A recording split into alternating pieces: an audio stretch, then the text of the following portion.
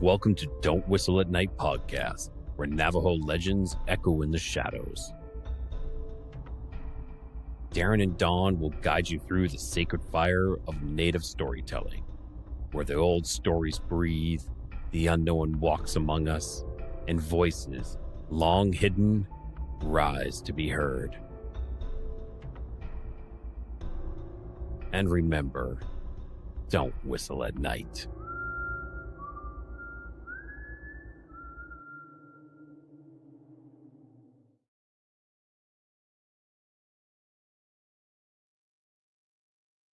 Hi, everyone. Hi, hello. Welcome to Don't Whistle at Night. We are broadcasting live here on the United Public Radio Network, 107.7 FM in New Orleans. I am your host, Don Yazzie. With me, my co-host, Darren Yazzie. And if you stayed after the show called The Chat, welcome. I'm Don Yazzie, like I said. Darren Yazzie will be joining us shortly. He's dealing with some technical difficulties at the moment, but he will join us shortly. And today's very special guest is A.D. Pratt, also known as AKA Big Indian. So, for those of you that don't know this gentleman that we're about to bring up, he is one of the most famous storytellers. I mean, I don't like to say storytellers, but people that have some information that needs to be shared out there with everyone, from cryptids to spirits to just acknowledging the unseen realm.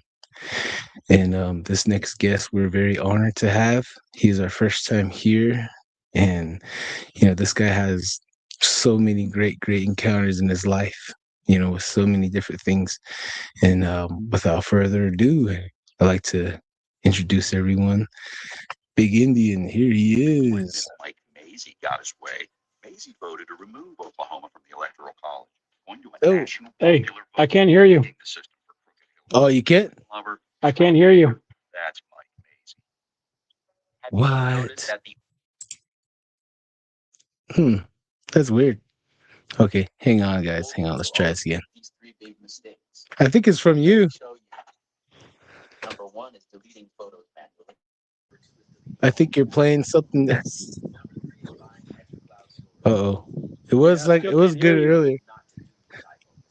Oh no. I have no idea what's going on here. Uh-oh. Hey, Big Indian, try going out and then coming back in. How about that?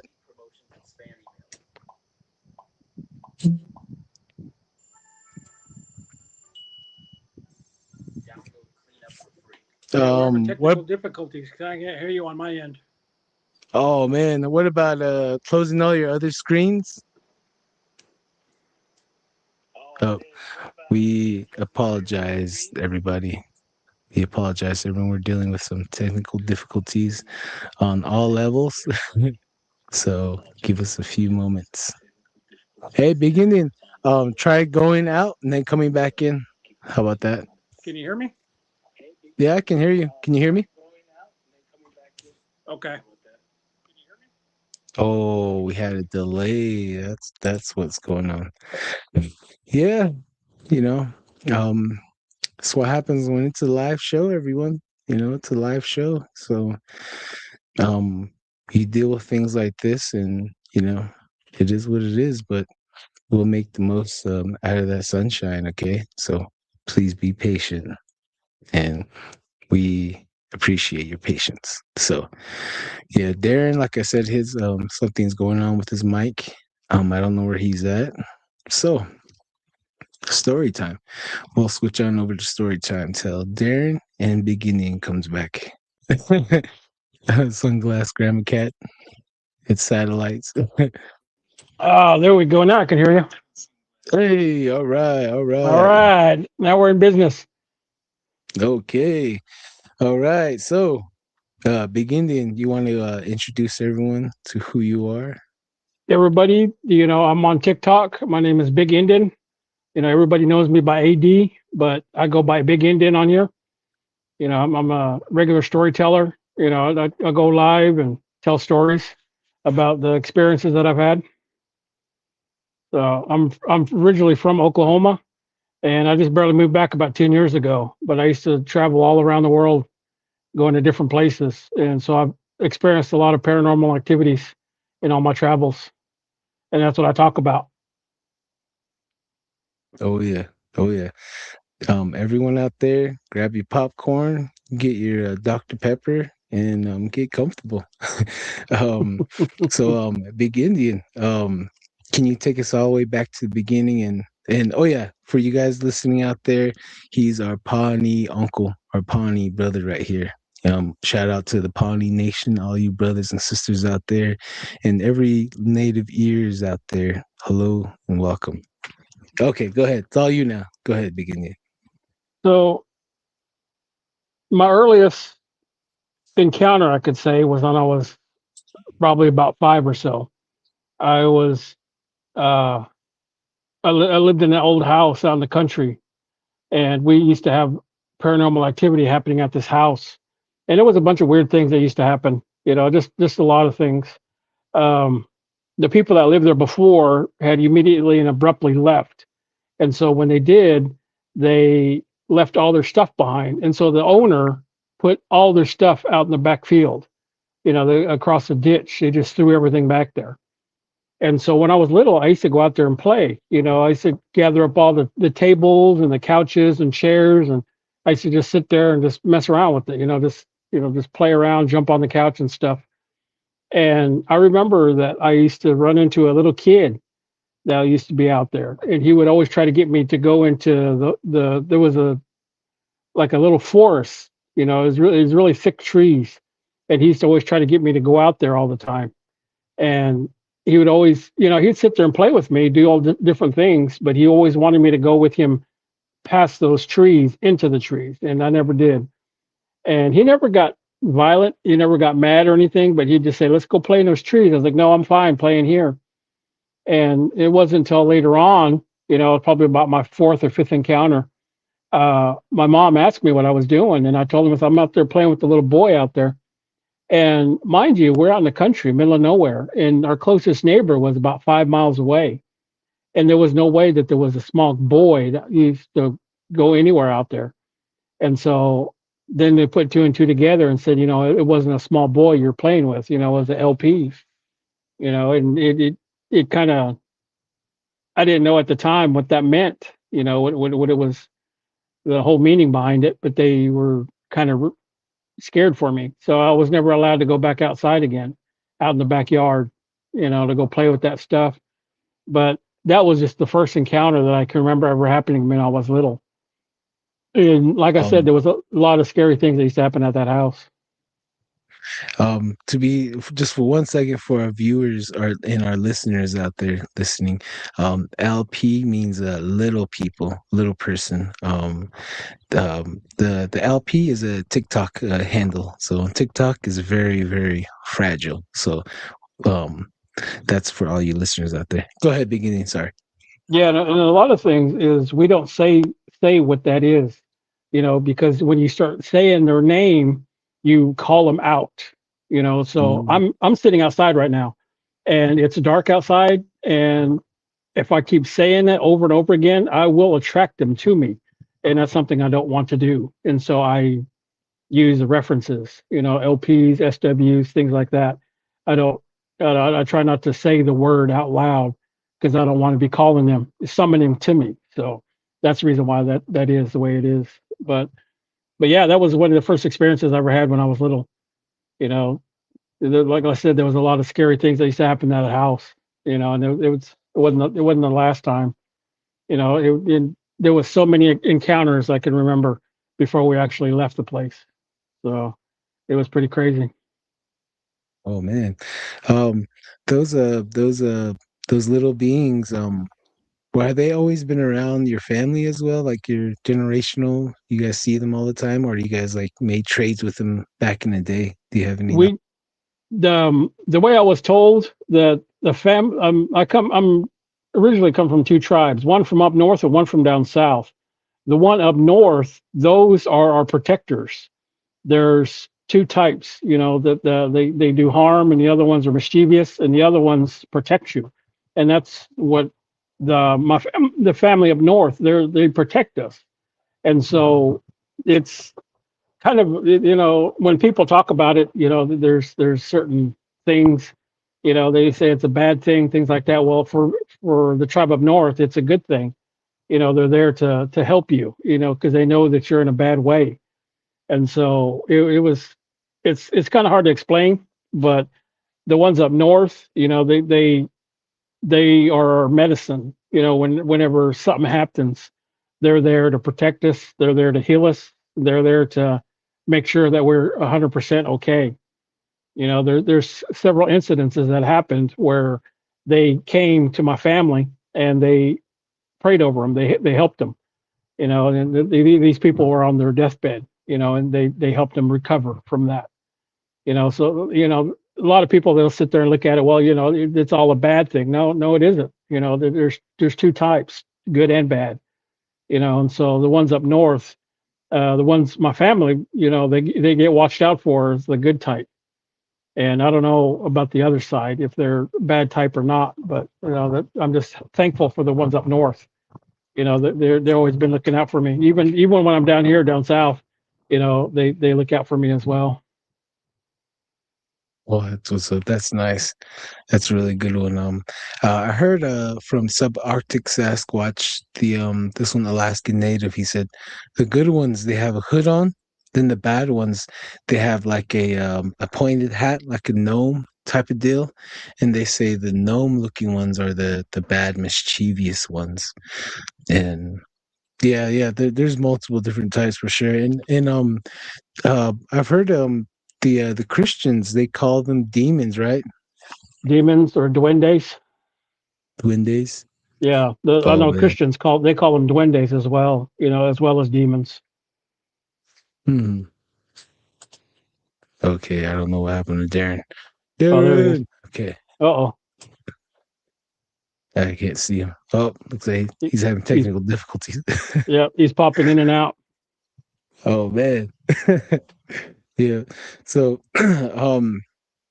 this little person or the LP, do you remember how it looked or how it was dressed? He dressed like a regular boy. He dressed just like me. He had a shirt, jeans on, tennis shoes. He's about the same height as me and everything. He was just like a regular kid. It was no different than anybody else. You see a kid on the street, that's what he looked like. He was the same height as me, and he was just friendly. He just wanted to play. But he would always try to get me to go into the woods all the time. Every time we'd play, he would always sit there and say, "Let's go over there and play. Let's go over there." And I said, "No." I didn't have. I always had a bad feeling about going over there, so I stayed where I was at. I wouldn't go past that tree line. Man, yeah, I've always heard that they're always trying to lead children away. Yeah, And we have like a story like that too. A guy got led away, and every now and then he comes back, like every 10 years, and he's aging slow. He said they're teaching him something in the future, and he's gonna save mankind. Something like that. I've heard a story like that. So, it's just all a bunch of it's just mystery, mystery after mystery. right. So, after that experience, uh, did you keep seeing the same little person, or did you keep seeing the same little person? Well, like I said, I've seen him about 4 or 5 times. I would go outside and go play, and I would see him. He'd always be at the site, jumping on the couch when I'd go out there. And so we'd sit there and play around. We'd sit there and jump on the couch. We'd run around the table, things like that. Then he'd always tell me, "Let's go play out in the trees." I was like, "No, I don't want to go over there." Then finally, when I told my mom about it, she told me to stay away from there. And so I never did go back out there. So I never did see him again after that. But Mhm. like I said, I used to always have a bunch of scary experiences that happened in that house we stayed at. I don't know if it was caused by him or any other beings or anything else, but it was strange. Like poltergeist type of deal, or Yes, yes. could you lead us into them if you don't mind? Um, one of the incidents that used to happen is we would. It, let me describe the house. It had a really huge living room, Then you walk in and it would go into like a kitchen slash dining room area. Then off to the right was a little closet. Then next to the closet was another door that led up to the attic. Then off to the left of that was another room, and we use that for storage and stuff. Then you go out to the back door. Then they had like this big old huge back patio. It was an enclosed patio. Then you go outside to the backyard, and it was just an open floor plan is what it was. And I used to remember hearing people walking in through the house because it was all wood flooring, and you would hear people walking through the house, and it would be just me and my mom sitting at home, and we'd just sit there and kind of look at one another, and she'd always, shh, don't say anything, you know. And so I would sit there and listen, and you could hear them walking through the house, and it wasn't like somebody with tennis shoes on. It was like with boots or with somebody with, you know, like hard soles. You could hear them walking through the house, you know, and it was really weird. And they would always go out the back door, you know. So we wouldn't say anything. We would just get quiet and, you know, just let it be. But the a lot of incidents like that would happen. And I remember the attic door was very, very hard to open. It had swollen shut, and we used to have to use a crowbar to open the door up. And we never did go up there. We never stored nothing up there, nothing, because it was really scary looking. The previous owner, they, as soon as you walk up the stairs, it opens to a little room. You know, I don't know, like a little, I don't know, like a little office area, something like. But you go around the banister and you walk in, and it's just an open floor plan of the attic. You know, but that little room that they had, they painted it black and red. You know, it was black, and you could see that they tried to look like flames. You know, it was really scary when I was little. So I never did want to go up there. You know, I never did had any desire to go upstairs, and I used to stay out of that. And so I never went up there. I never tried to open the door because, like I said, you had to have a crowbar to open it up. And usually my mom and dad, they would hear something, and so they would use a crowbar and open the door to go look to see if somebody was up there, but there would be nobody up there, you know. So they would come back down, they'd slam the door shut, and they'd leave it, you know, and that would be the end of it. But I remember seeing that several times. You know, you could hear people walking around upstairs, but there'd be nobody up there. And the really specific time that made us leave the place was the house, that house, it had a well, but it had a hole in it. So you could put water in the well, and it would hold for like 3 to 4 days, then it would drain out, or you'd use the water up. You know, we would have to travel to town to get water and come back and fill the tank up again. And so we were in town. Me and my dad had went to town to get water, and my mom had just got off work, and she just got paid, and she was planning on taking us out to dinner that night, you know, with her paycheck. And so we were gone out, you know, we went to town, and my mom left town and came home, and she was sitting on the couch, and she was in the living room. Now, our living room was so huge that we had 3 couches in each side of the wall, you know. And so that was kind of like our bed. You know, my mom slept on one couch, my dad slept on the other, and I slept in the middle. And that's how our sleeping arrangement was. And she came home, and she sat down on the couch and laid down. She was waiting for us to come back because she knew we went to go get water. And so she was waiting for us. And when she did, you know, she heard that closet or that attic door open up. It just slowly creaked open. You know, there's no crowbar included. You know, it just opened up on its own. And she thought it was us coming in from the back door. And so she got up and she looked, and she called my dad's name, and she realized it was the door that opened up. And so it scared her. And so she kind of, you know, you kind of creep around the corner and look up. And so she looked up the stairs, and it looked like that room was on fire because the painting and everything was moving. So it looked like it was literally on fire, you know, and it scared her. And so she ran outside, and she got in the car, and she parked out front of the house. And so she got in the car and she started it. And the way the car was at the time, it was an old style car. You had to put it in second, first, then drive.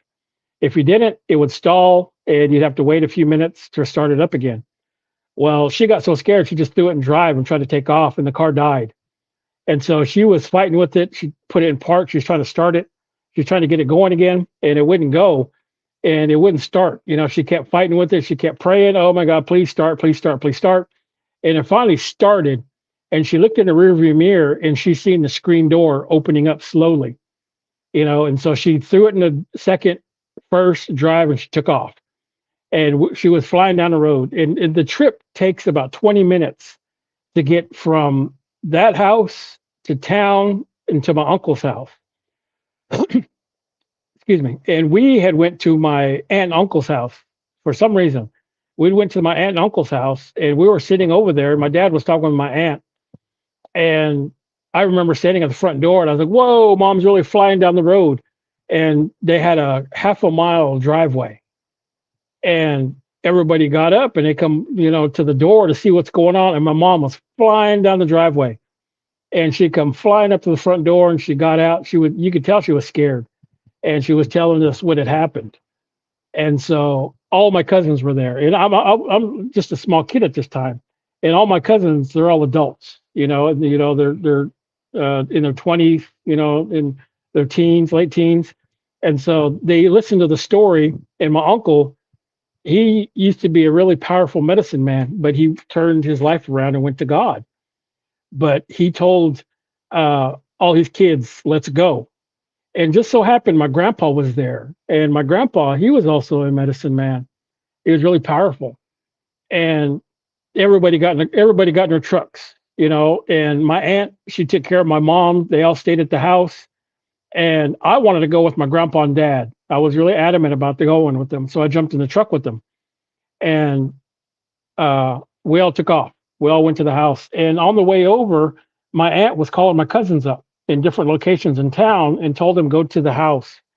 They have something going on at the house." So a couple of my other cousins, they showed up, before we even got there. And so we got there and they were already there. And we told them what had happened, what's going on. We're going inside to get my mom's purse, and that's all we're getting, and we're leaving. Now, mind you, this was summertime in Oklahoma. We didn't have air conditioning at the time in that house. There was no air conditioning, to be spoken of at that place. And all the windows were open. Every window in the house was open. We'd leave it open all the time, even at night. We had screens on the windows, but we'd leave the windows open all the time in summertime because it was so hot. But when we got to the house, all the windows were closed. The front door was closed. The windows were closed. Everything was shut down. It was odd, to see that. And I remember sitting there, and I was like, "Wow, this is kind of crazy."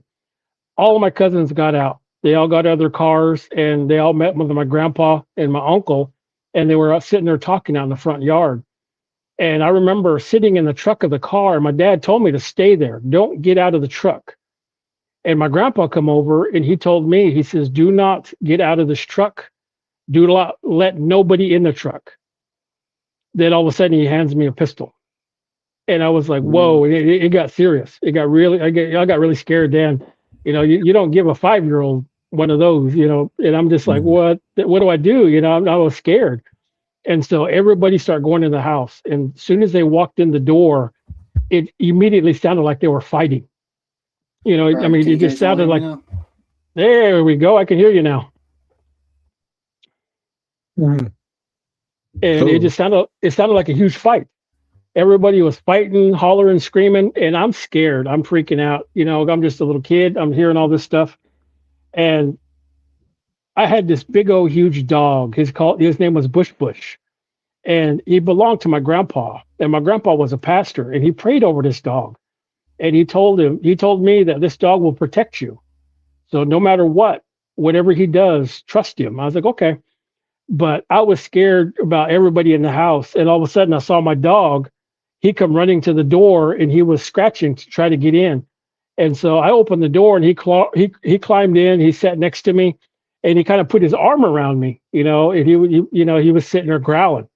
He was growling at the house. It wasn't growling at me, but he's growling at the house. And he was sitting there. You could hear him bark once in a while, but the entire time it sounded like everybody in the house was fighting. And I was like, oh my God, what is going on? I was scared. I was freaking out. I don't know what to do. But I had a clear shot, a line of sight into the house. And all of a sudden I saw my uncle and my grandpa going up the stairs to the attic. And they had a little pan of medicine. You could see the smoke burning. And so they start making their way up the stairs. And you can hear my grandpa singing and talking in Indian. He's praying, going up the stairs. And at the same time, all my cousins look like they're fighting something that wasn't there, but they're fighting. Their shirts are getting torn up, they're getting scratched, everything. It was a scary incident to see. And they finally go upstairs, and everybody had made their way upstairs. I couldn't see nobody downstairs anymore, which really made me scared. And I had no idea what was happening. I was, like I said, I was just a kid. I had a pistol in my hand. I had my dog with me. I was all freaking out. I was sitting in the front seat crying in the pickup, and all of a sudden I heard this god awful scream. I mean, it was just a horrible scream, and all the windows in the house burst out, and it freaked me out seeing this, and I had no idea what was happening, and I start screaming, and finally everybody come downstairs. They walked down the stairs. I saw all my cousins come out, and the last person I saw come out of the attic was my grandpa. And everybody's shirts were torn. They were scratched. It looked like they'd been in a big fight. And they all came outside, and my dad had my mom's purse in his hand. And for some reason, it was upstairs in the attic. It wasn't downstairs where she had left it, but it was in the attic. And so they come outside to the cars. Everybody got in, and my grandpa, he grabbed his pistol back. And he said to us, let's go. So everybody got in their cars, and we left, and we went back to my uncle's house. We got to the house and we started telling the story. I was listening to their story. They were telling, this is what happened. This is what's going on. And I was just amazed about what I was going on, what I was hearing. And my aunt, she was a nurse at the time. And so she was tending to everybody's wounds. She had everybody bandaged up. She was taking care of everybody was fine. And it was just a scary night, but that was my first encounter. And we never went back to the house again. Never did we go back. And my grandpa made a few calls, and come to find out that that house that we lived in, they used to do evil medicine in front of the house. They would have meetings for this. And so all this bad feelings, energy, medicine, everything went into the house. And so that's what we were up against. That's what we lived in, in that environment. And I remember when we used to lay in the living room trying to go to sleep, my dog would be at the window and I would hear him growling. He would be right by the window. I'd look up and I'd put my hand at the window and I'd sit there and it's okay, Bush. And he would sit there and be growling, inside the house. He'd be trying to, whatever was inside. Then after a while, he'd quit, so whatever it was, he was protecting me. That was from whatever was in the house. But we never went back after that. We just left everything behind. We had a car that was there. We left that. We left our belongings. We started all over from scratch. I mean, it was just a horrible incident. It was bad. But that was my very first, the really very first horrific incident that I had. I remember that really clearly. And a lot of my cousins here, they remember that. We discuss it sometimes when they tell scary stories. Oh, remember that house you used to live at? And we kind of laugh around about it now. But I was like, yeah, he said, I remember. And he says, yeah, I still got the scar, they reference the scars that they have, from when they got scratched and got beat up from that place, so it was quite interesting. Yeah. That's, ooh, man. Like, as soon as you said your mom's purse was upstairs, I'm like, geez, man. That's very dark right there. That's very dark. Yeah, because we got back to my aunt's house and they were asking, did you get my purse? I left it on the couch. So that's how I know it was downstairs. But my dad come out from the attic with it in his hand. So that's how I knew it was upstairs. So something took it from downstairs to upstairs. So it was scary. It was just I just get chills thinking about it. Yeah. It's a very unsettling chills. It's just like maybe it's like a habit, whatever someone brought to that house, maybe someone's belongings or hair, and then that thing just took it up there to the attic. Yeah, So like I don't really I'm not really sure. But yeah. yeah. It took her possessions upstairs is what it did. Because Ooh. that's where it was strongest was upstairs. So it was pretty crazy. So yeah, no doubt, no doubt. Hey Darren, are you all right? Oh, I think he's still having some problems. Yeah. Um, so they used to do bad medicine there, huh? And I know you have a kick-ass story of bad medicine that you also have as well, but I think we'll save that for a little later. Um, do you think that house is still standing? Oh, it's still there. It's really dilapidated though. I do my best to avoid that road. I don't go down that back road very often, but when I do, I look over at that house, and the trees have kind of come around the house. It's not completely swallowed by the trees, but there's trees all around it, and the roof is caved in. The windows are all knocked out and everything. It's really dilapidated, and it's in bad shape. It's not livable, but it's still there. And I do my best to avoid it. And I tell people, there's a couple of my friends in the area, and I tell them about that story, and they're trying to be junior ghost hunters. We got to go out there one time. We got to go out there at midnight. I says I'll drop you off, and I'll pick you up, in an hour. But I'm not gonna go over there because I know exactly what's there. I'm too scared to be out there at night. I'll go in daytime and I'll stand at the end of the driveway, but I'm not gonna go out there at night. I refuse to. It's scary. And one night I had to drive by that house at night. It was raining, and I saw somebody standing at the end of the driveway, just standing there watching me go by. And it was scary to see that. And like I said, there's nobody lives around there. It's an empty area. There's no reason for anybody to be in the end of the driveway. But I saw somebody standing there, and I couldn't make out what they looked like or anything because it was raining, it was dark, and all I saw was their silhouette. They're just standing there. And I'm just like, nope, I'm not stopping. I'm keep going. Kept my head straight. And I just went on ahead. But it was scary. Oh man, it's probably saying, "Welcome home. I thought you weren't ever gonna come back." They, Oh man, welcome with big old arms like this. yeah, Oh they stuck man. their arms out. I would have just took off. I'd have gunned it.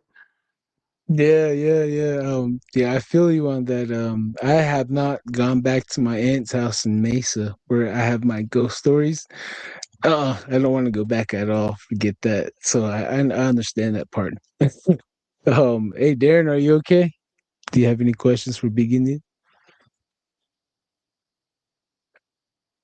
No, no, I can't hear you. Oh, yeah, no, nothing. Again, sorry. Jeez. But try again. Can you hear me All right. now? How about now? Yeah, There we I go. can hear you now. You got a You question can for hear me? beginning? Okay. Yes, sir. Oh man, I have So, quite a bit, but I'll wait and I'll hear your stories. I seem to oh, I don't know. you got delay. uh Oh, shit.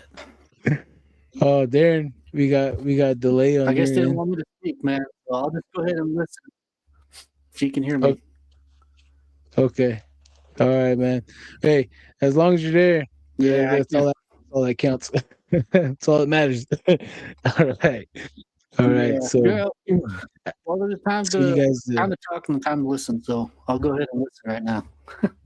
okay. Sounds good, man. Sounds good. If you have a question, you can type it in on the chat, and then I'll blow it up for Big Indian, like native daughters right here. Hey, native daughters. All right. So after the house incident, so you guys had to move out of there, and the next house wasn't so bad, huh, I'm guessing. No, no, we never did have any more incidences after that. When we moved to the new residence, we still, like I said, we left everything behind. We started over, and everything was fine. We never had any kind of problems after that. Oh man, no one levitating off the bed, huh? Nope, nope. Oh man. Yeah. So in Oklahoma, my time there, I know that you guys have your own Sasquatch that's in the Ozarks. They're wandering around, and there's also that light. There's like a light too. I can't remember what it was called. Had a nice name to it. But you're not near that high strange part of Oklahoma, are you?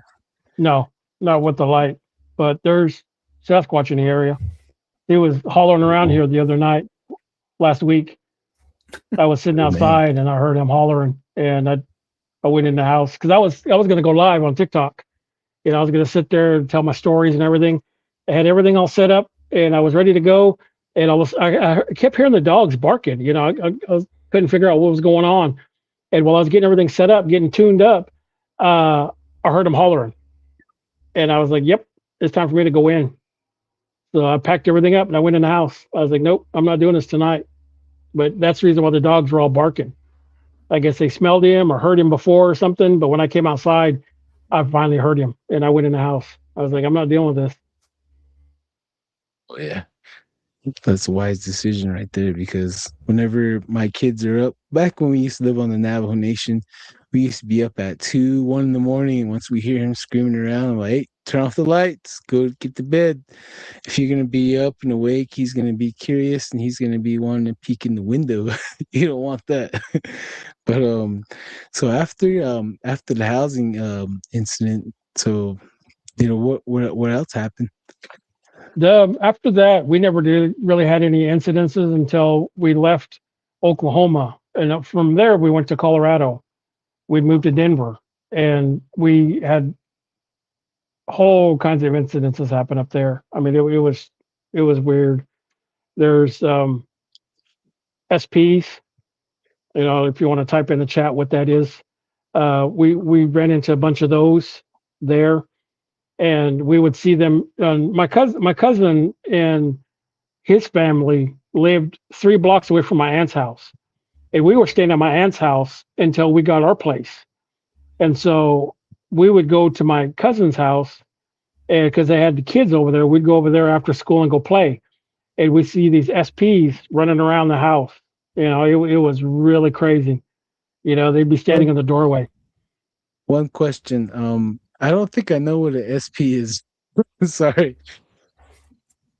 A shadow person. Oh, okay. Jeez, I should have guessed that one. Okay, shadow person. All right.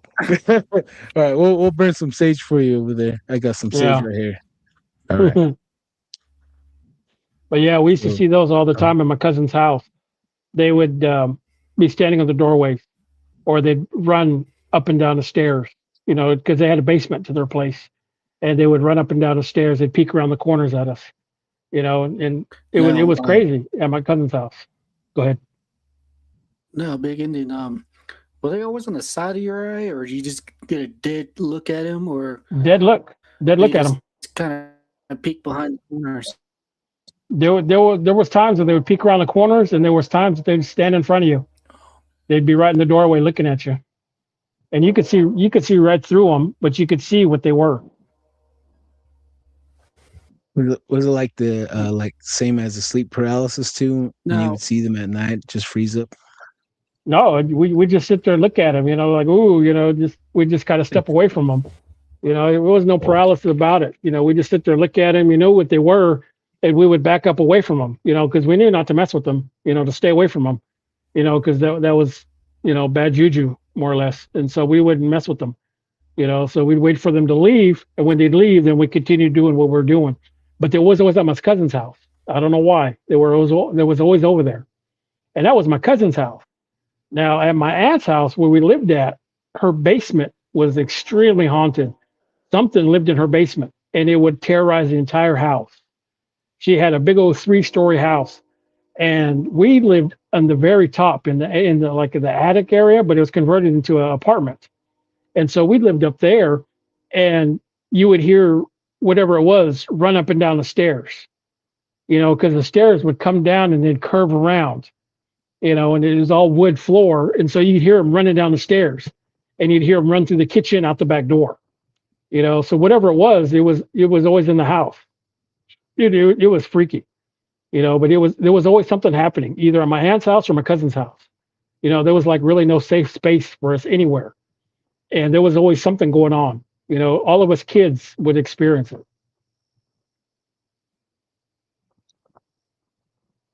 Yeah, that usually does happen. The kids are usually the ones that deal with, the unseen, whether it's brought in by alcoholic parents or Ouija board or just ghosts that were forced to stay on the res, ghosts on the reservation, Yeah. it varies. Darren, you got a question? Yeah, these SPs give you. Do they smell? Did they ever leave a smell behind or No, anything? no, Hmm. They didn't. they were No they were cold just fast. presence. No, No, they were just fast. no cold atmosphere. Pass. No, they were fast. They would just be in the doorway.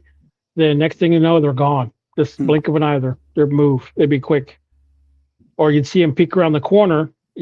When they come up from the basement, and we'd be going to the basement. We'd see them. We'd stop, and they'd sit there and peek around the corner. Then they'd pop their head back out. And so then we would kind of wait a bit. Then we'd go down to the stairs, and there would be nothing down there. Then we'd go down to the basement, and there'd be nothing. Nobody in there. We'd be down there for a while. We'd playing whatever, watching TV. Then in the doorway of another room, they'd be standing there watching us. Now in that room, they had no light in there at all. There was no electricity into that room. It was like a storage room, but it was all furnished. It was all carpeted and everything.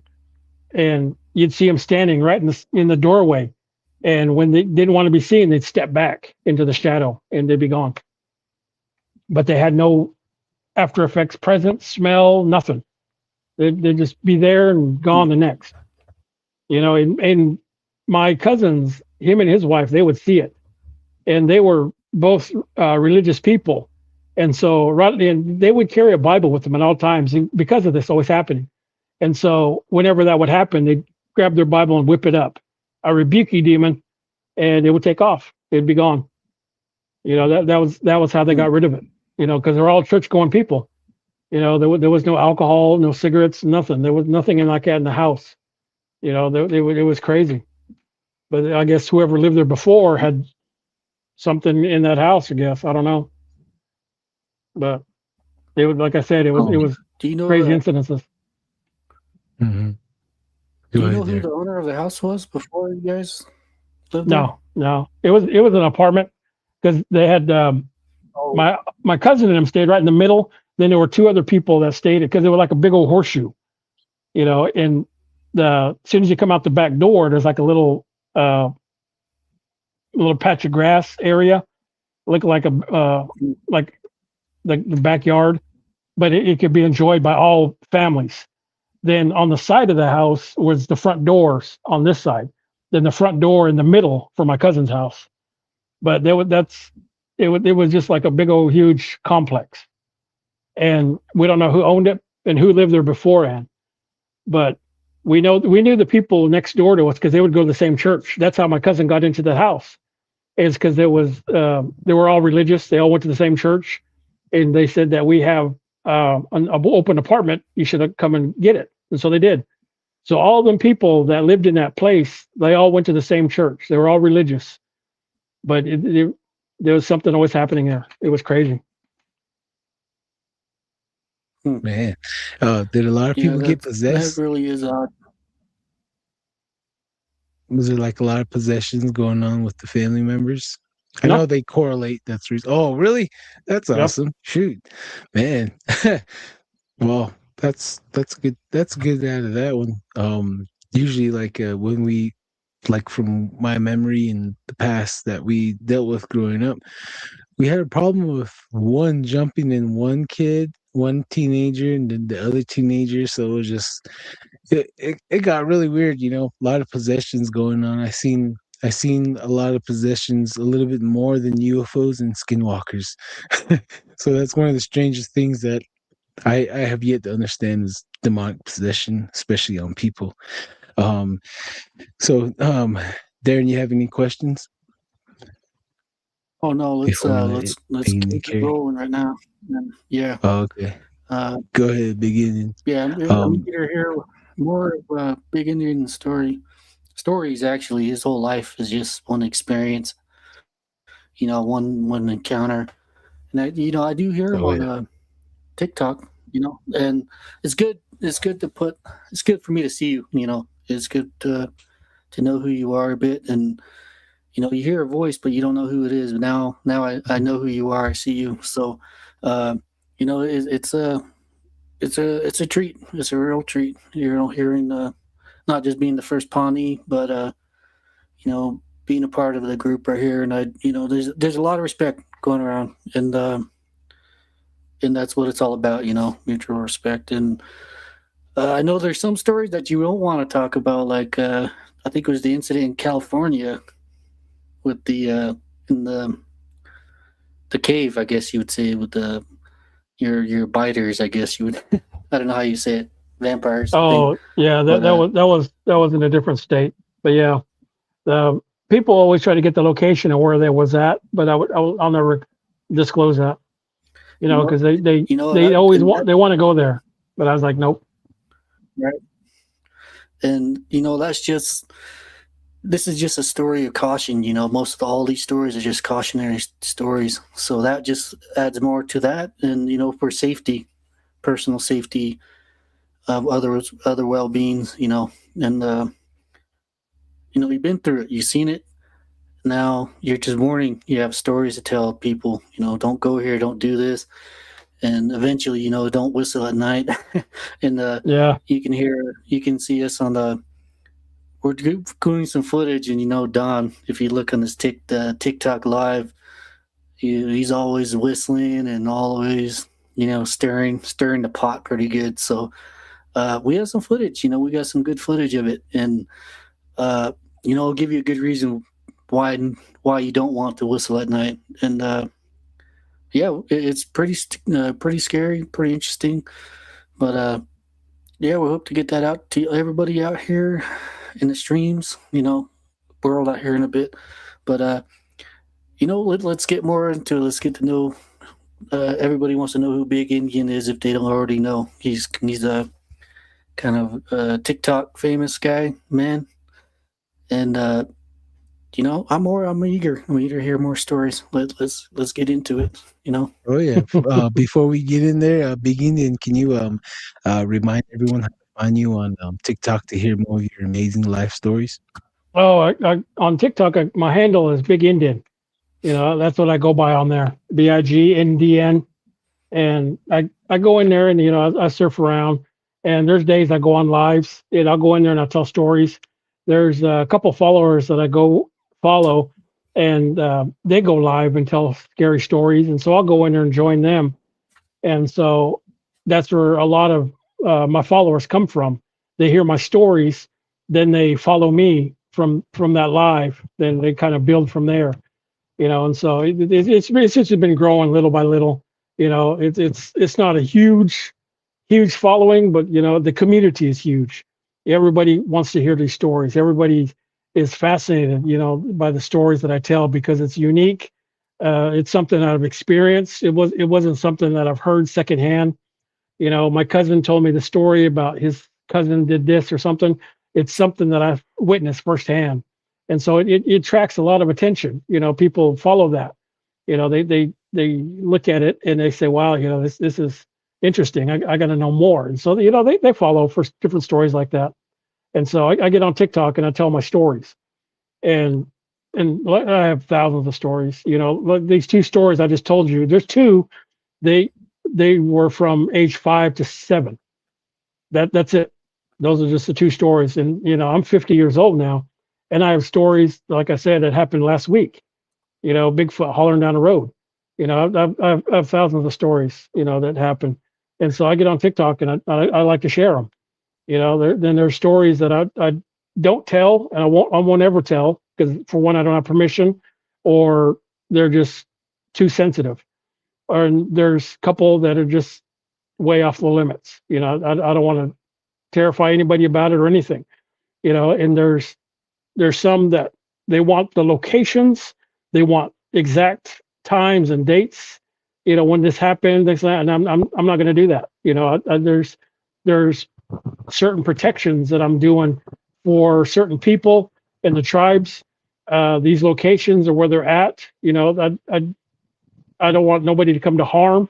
I don't want to be, that person that gets somebody in trouble or harmed. Because I want to keep a clean conscience about all that. So I don't disclose notifications or anything. Yep. And that's a lot of things that people want. Where this happen at? I want to go there. I want to go see it. I want to experience it. No, you don't. You don't need to do that. It was scary enough. And it was dangerous.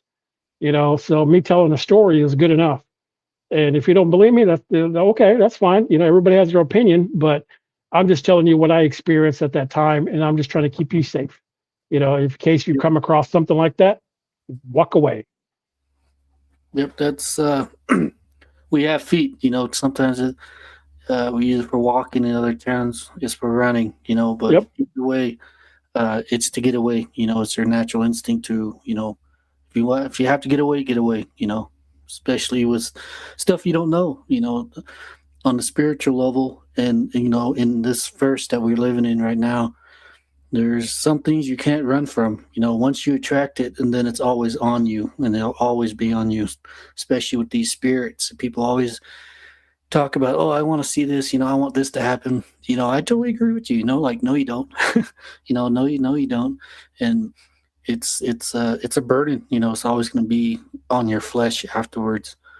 And sometimes it's nearly impossible to get it off without proper ways, proper exorcisms, and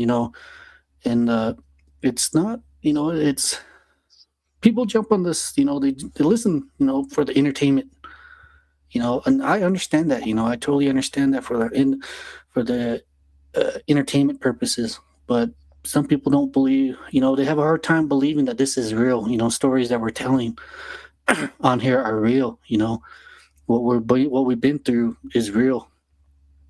And that's one aspect that we're trying to give a shout out to the world out there, the Native American in this Turtle Island. We experience stuff, we see world in a different verse. We see our eyes and our body are able to be tuned into such events like these. As for why, I don't know, but together I think we can all put a mind to it and help each other. But as for that, it's really true. It's truly frightening.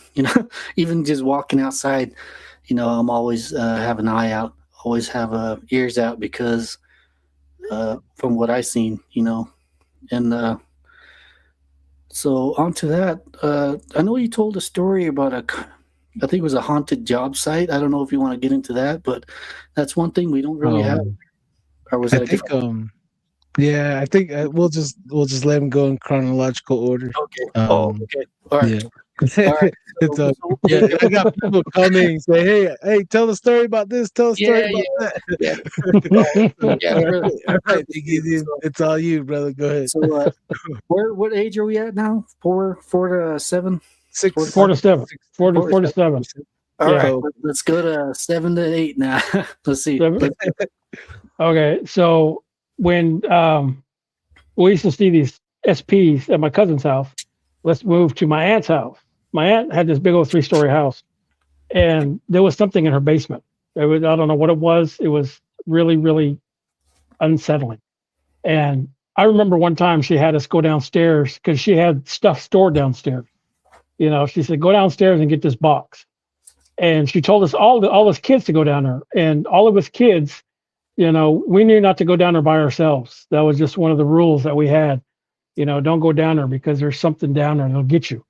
And so there was 5 to 6 of us. And she told all of us, let's go down there and go get it. Go get that one box. And so we went down there to go get it. And you walk down the stairs and it's all dark down there. And it had like this little dim bulb, like you see in the movies, like a little dim bulb right above you. You pull the chain, the light comes on, doesn't get everywhere. And it just covers this one little spot. And the box should be right there. So we're there looking for this box. And over to the right is like a long hallway with other stuff. Then there's a room to the left with some more stuff.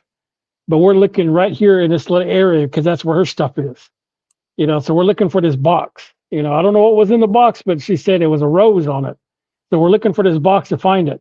And while we're down there, we can hear something growling from the corner over here. And it freaked us out. All of us kids, we heard it. We all like, oh my God, let's get out of here. And so we were sitting there trying to find his box quickly. One of my cousins found it and he tossed it. He turned around, he just threw it up. He threw it up the steps out to the outside. And all of us kids, he told us, let's go. And all of us kids just start piling out of there. We went running out of the basement. And the last kid to get out of the basement, the doors, mind you, they opened up like this, like the old cellar doors.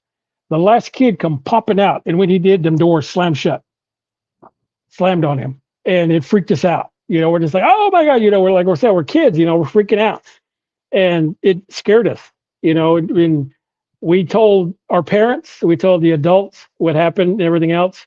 And so my cousins, they went down there because we left the light on. And so they had to go down to go turn the light off. And so they tried to get into that door and it was locked. It wouldn't open. And there was no way that the door would lock. There was no lock on it, but it was locked for some reason. And so they finally got it open and the light was off. They went downstairs, turned the light on, and they turned it off to make sure it was off. And they came upstairs and they shut the doors and they left it at that. But all of us kids heard something's growling from this corner over here. It was a deep guttural growl. And we all got scared. We left. And none of us kids had never went back downstairs after that. We weren't asked to go downstairs and we never had a desire to go downstairs. And that was just one incident that happened there. And like I said, there was people walking through the house all hours of the night. You can hear them walking. And we lived in a house that 12 people lived in. A big 3-story house, and there's 12 people that lived in this house. But at night, you'd hear it sounded like all 12 people were up walking around the house, but everybody's in bed asleep. Because like I said, it's a Christian household. Everybody goes to bed at night. And so there's no reason for anybody to be up, but you can hear people walking around the house, and it was scary. I used to just sit there and pray, go to sleep, go to sleep, go to sleep. And I would go to sleep and just to avoid the noise of hearing people walking around.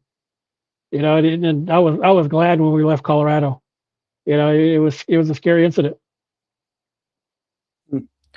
So did you guys ever catch audio of these, or this is probably way back before handheld audio? So oh yeah, this is, like I said, we were kids at the time, so we didn't know to grab a tape recorder to record this.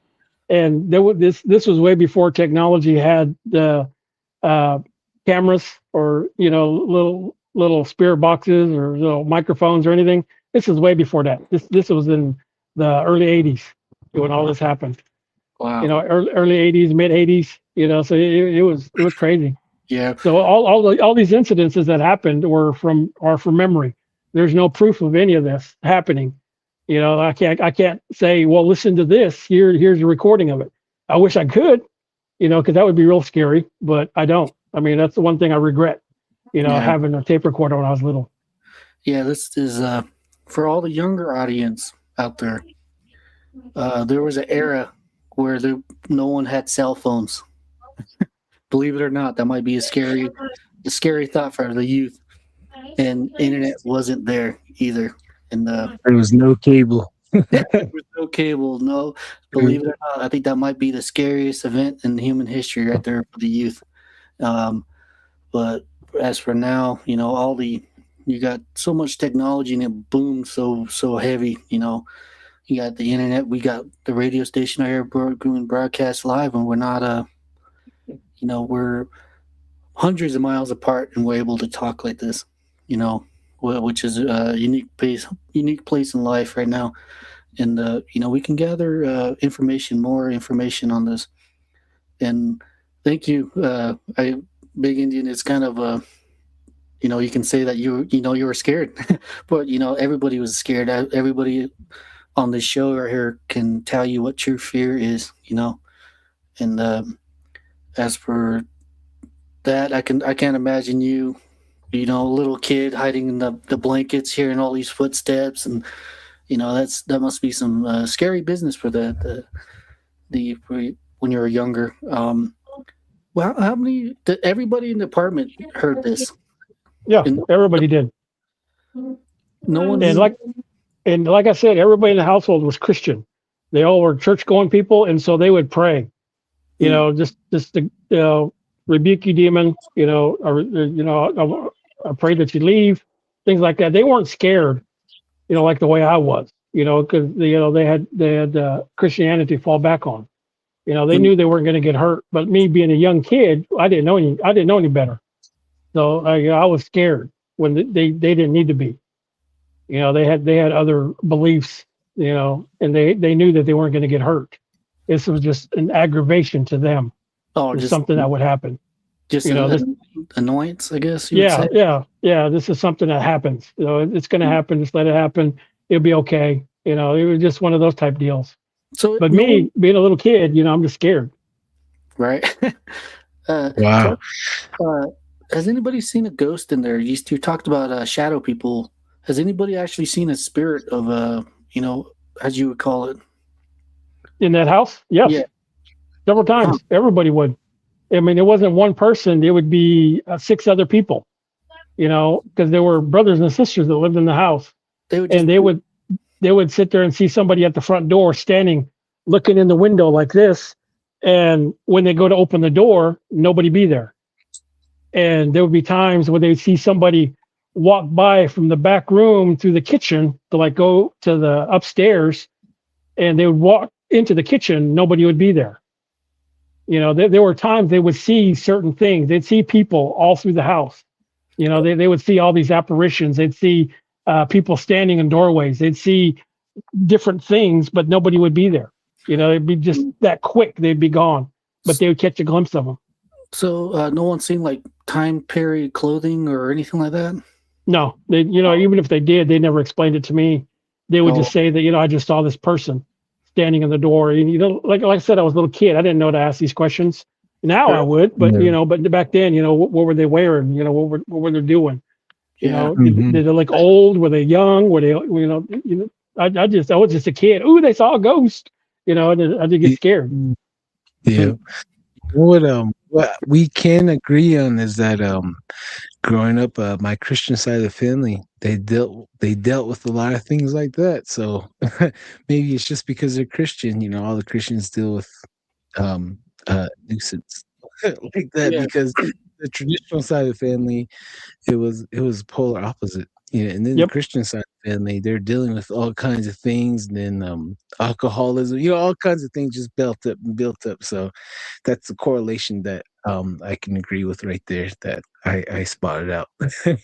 I know both worlds, both aspects to that, because I've been raised traditionally in the native side, then I know the Christianity side, the both aspects. I know all of that, so I was raised in church, when I was little, so I know about all of that, and I know how it correlates and everything, and how everything intertwines, and how they act with certain things.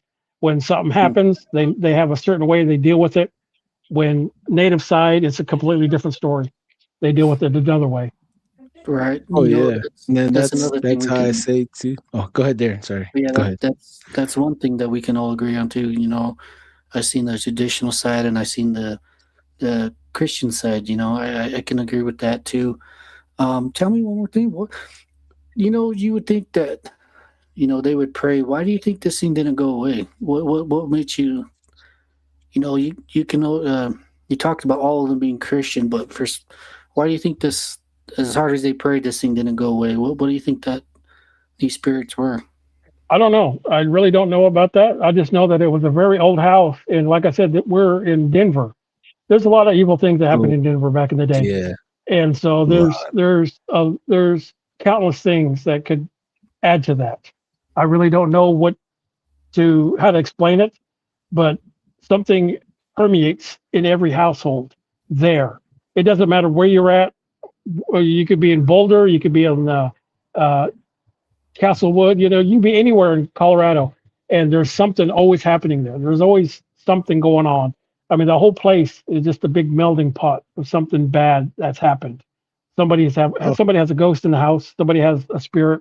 somebody's seen something, somebody's experienced something, somebody's got touched, somebody, felt something. It's just a bad area. I don't know why, but it is. Yeah, Yeah. and then if you look further back in the history, that place has all kinds of blood spilt on that ground, Yeah. from the Comanche, the Ute, the Navajo, the Kiowa, everyone fighting over the land, over hunting resources. So, it's just, I think it's just tainted land. I think it really goes down to tainted land, and the land keeps record of trauma. That's what I believe as well. It keeps recorded things that happened in the past. It replays it. Darren, you have a question? Oh, no, not right now, man. Let's keep it rolling. My head's running right now. My head's running. So that little hamster's running overtime right now. I'm trying to put everything where it needs to be, and I'll ask questions later on. Right now, let's keep it going, Big Indian. Let's roll, bro. It's all you, bro. It's all you. Go ahead. Yeah. So after that, we left Colorado and came back to Oklahoma, and we came back here and we stayed at my grandpa's house. He had a trailer in front of his house, and that's where we stayed at. My dad was at work, and my mom was home, and my grandpa was a pastor at a church. And in the area that we were in, people didn't take kindly to Christian folks. They did a lot of devil worship. They did all kinds of evil things. They were into bad witchcraft, and bad medicine, and so they would always mess with my grandpa. And my grandpa wasn't scared. He was a really brave man. He would never let whatever they were doing intimidate him. He would just sit there and yell at them. And he had a big old long driveway, and at the end of his driveway, he would lock it at night. He had the gate that lock up, and if anybody came to the gate, he had a big spotlight because he was in the Air Force, and so he had this big old huge. I mean, the thing was huge, big old floodlight, and he would sit there and flash it down at the gate, and he would sit there and he would yell, "Who is it?" And they would have to say who it was before he lets them in, and most of the times they wouldn't say anything and they'd just drive off. That's how you knew that there was somebody trying to mess with him. And I remember one night we're sitting at the house, and my grandma had called and said, "Come enjoy dinner with us." And so we went to her house. My mom and myself went over to her house, and we were eating dinner. There was my grandpa and grandma standing at the door, or they were standing on each side of the table, and I was standing on the edge of the table eating dinner with across from my mom, and we're sitting there. Then my grandpa heard something, so he got up and he walked over there to figure out what it was. He gets out his spotlight and he shines it out to the front door, and you can hear him yelling, "Who is it?" And nothing. We didn't hear anything, so he finally come back to dinner. And we're sitting there for a minute. After a while, he got back up and he went to the front door again. He heard his spotlight come on, but he didn't say anything. All of a sudden, his light turned off because it was a loud click when you turn it off and on. And he turned it off, and he come running into the kitchen, and he went to the drawer, and he pulled out his pistol, and he went running to the front door. And at this point, all of us got scared. My mom, myself, and my grandma. What's going on? And so we took off. We ran to the front door, and my grandpa had ran out the front door. He slammed the door behind him, and so we knew not to go outside. So I'm at the window, trying to look around, see what's going on. And he's running down to the end of the driveway. My grandma, she goes to the back door, on the side of the house. Now, on the side of their house, there was a big old huge outside light, and this light would cast on the side of the house only. It wouldn't go, it was just in that side. And so she goes to the side of the house and she's looking, and all of a sudden she goes out the door. And so I heard the back door open and shut. And so I'm freaking out, like, what's going on? So I ran to the kitchen, and there's a door, or there's a window above the kitchen sink. And I popped myself up and I'm looking out the window, and my grandma has gone outside, and she has her Bible in hand, and she's sitting there going out there. And I'm sitting there watching her, and she was sitting there, and she threw her Bible down, and she went to her knees and she started praying, and she's sitting there going on, and I was like, what is she doing? What is going on? And at that same time, an owl flew down, landed in front of her, and it was mocking her. Whatever she was saying, whatever she was praying, it was repeating back what she was saying, but in a mocking way. And it was really strange to hear a bird, an owl, speak. And I'm sitting there like, what is going on? And I'm just sitting there freaking out. I'm scared. I can't yell. I can't scream or anything. I'm just so terrified that this thing is going to attack my grandma. And I'm sitting there watching this thing, and it just sits there and it kind of like mocks her. It's flapping its wings, but you can hear it talking to her. It's talking in English. Then it translates and it switches over and it starts talking Indian to her. And it's sitting there talking to her. And I was like, what is going on? And I'd yelled for my mom at this time. And she came over and she pulled me off the sink, and she went to the window, and she was looking out the window. And so when I got pulled off the sink, I ran to the back door. I went to the back door, and they had the curtains up, and I opened the curtains and I was watching this. So I had a clear view of my grandma's back, and I could see the wings from the bird around her. And after a while, it starts dancing around her, and it was singing. You could hear it singing as it's dancing around her, when it was mocking her. And I was just like, oh my God, I was like, again, I was scared. I was crying. I didn't know what was going on. I was like, oh my God, it's going to hurt my grandma. And my mom was watching this go on. And so she runs to the front door and she yells for my grandpa. She's like, Dad, get over here. And so she runs back to the kitchen. And so she's looking out the window, and this bird, this owl, is dancing around my grandma. And it sits there, gets kind of almost in front of her, and it turns its head to the side, and it tries to fly off. And by that time, we heard 2 rounds go off. Bam, bam. And one of them hit the bird, and it flew off. And my grandpa come into view. He went over there and he checked on his wife. He's checking to see if she's okay. She picked up her Bible. She was sitting there praying. They both sitting there praying, and it got up, and he helped her in the house. And we came in the kitchen, and they're just sitting there, and they sit back down to eat dinner like nothing ever happened.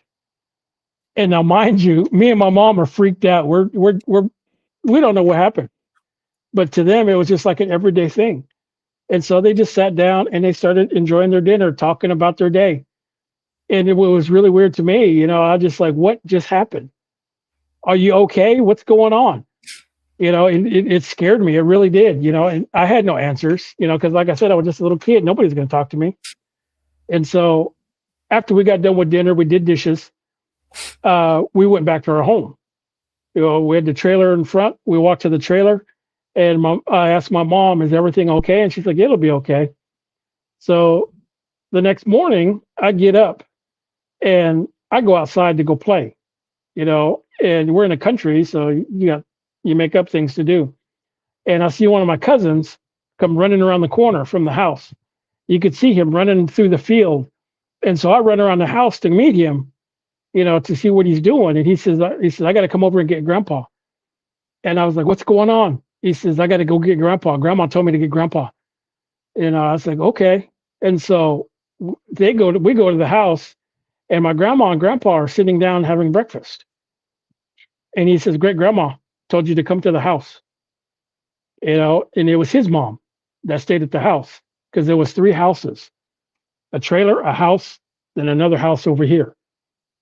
And so he gets up, he follows the kids, all of us kids go back to the house, and we go to the front door, and we walk in the door. And I remember seeing somebody standing at the back door, and he's looking over his shoulder.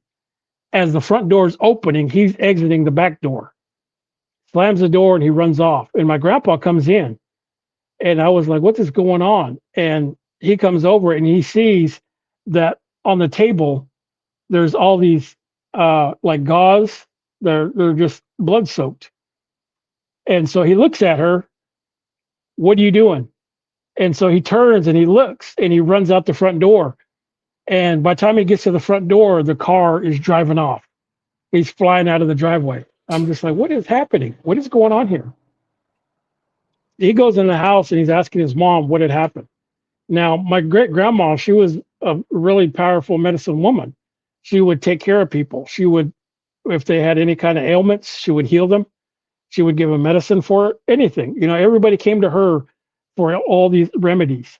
And so he came to her house and he says, somebody has shot me last night. Grandma, somebody shot me. I need your help. And so what she was doing is she was removing the bullet from his arm, his left arm. And so my grandpa said that he shot that bird in the left wing. And that's where the bullet was in his arm, his left arm. And they said that he had transformed into an owl to come over to harass those folks, my grandma and grandpa. And she was getting after him. Whatever you do, you leave them people alone. You know better than that. While she's mending his wounds, she's scolding him. You're no better. You leave those people alone. What's the matter with you? You don't do that. You leave them alone. And he's getting fixed up, but he's getting an ear beating while he's doing it. And so all this takes place. And they go to see him, and he's denying everything. His arm's in a sling. And my grandpa tells him, don't you come back to the house again. I know that was you. Don't do that again. He just kind of waves it off. Okay, whatever. But he had transformed into an owl and came to their house to harass them because that's what he loved doing. He was like the local bully of certain things. Anybody he didn't like, he would go terrorize them like that.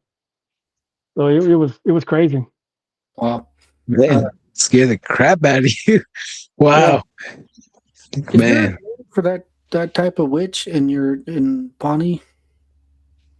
Or how the Navajos, they have skinwalkers, or Yanagloji, as they say. Yeah, there's a name for it, but it's in a different tribe because my mom was adopted by this family where this happened at, and he was Choctaw, and so they have a special name for it. They have a word for that, like Yannies, SWs. They have a special word for that type of deal, but for us, it's a little different. It's kind of like staying a bad person. So yeah. So we're told not to say it that much.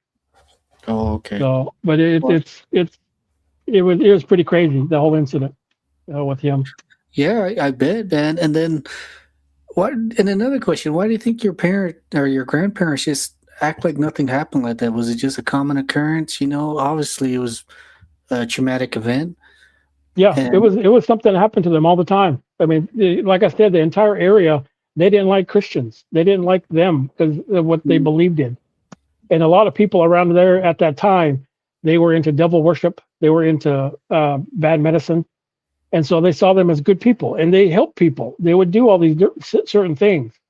And so they would get harassed constantly by these people. And it was just a common occurrence to them.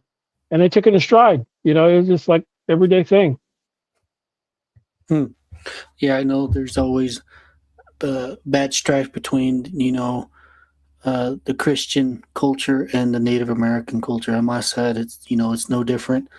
And I have my stories too about that fight, between the cultures. And even I brought up, you talked about owls. We talked about owls once, and I mentioned that story with my encounter with owls and seeing stuff like that, and the exorcism type deal.